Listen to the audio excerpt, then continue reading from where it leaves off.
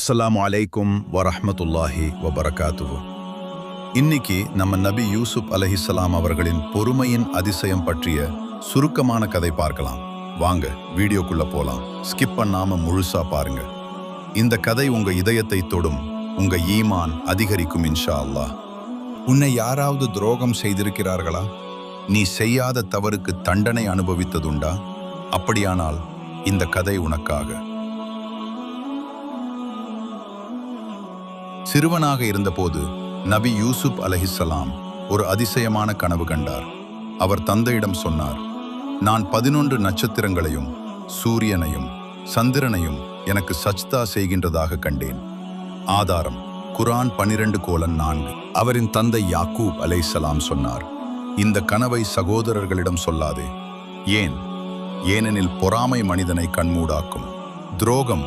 அவரின் சகோதரர்கள் பொறாமைப்பட்டார்கள், அவரை கிணற்றில் தள்ளிவிட்டார்கள். தந்தையிடம் ஓநாய் சாப்பிட்டு விட்டது என்று பொய் சொன்னார்கள். ஒரு சிறுவன் தனியாக இருண்ட கிணற்றில், ஆனால் அல்லாஹ் அவரை கைவிடவில்லை. ஆதாரம் குர்ஆன் 12:15. அடிமை வாழ்க்கை மற்றும் சோதனை.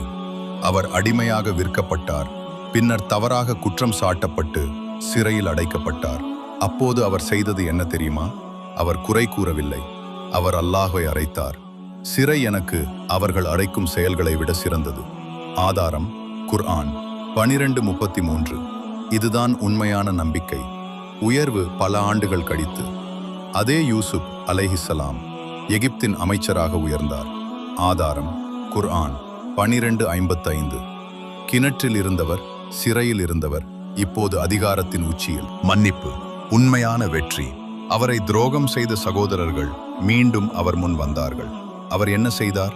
இன்று உங்கள் மேல் குற்றச்சாட்டு இல்லை, அல்லாஹ் உங்களை மன்னிப்பானாக. ஆதாரம் குர்ஆன் 12:92. அதுதான் உண்மையான வெற்றி. பதிலடி அல்ல, மன்னிப்பு. இன்று நீ கிணற்றில் இருக்கலாம், சிறை போல் தோன்றும் சூழலில் இருக்கலாம், ஆனால் நினைவில் கொள், யூசுப் அலைஹிஸ்ஸலாம் கதையை அல்லாஹ் அஹ்ஸனுல் கஸஸ், மிக அழகான கதை என்று கூறுகிறார். ஆதாரம் குர்ஆன் 12:3. கஷ்டம் முடிவு அல்ல, அது உயர்வின் ஆரம்பம்.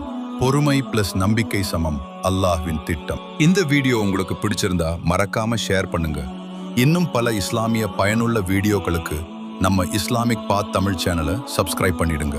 அல்லாஹ்வின் நன்மை எல்லோருக்கும் சேரட்டும்.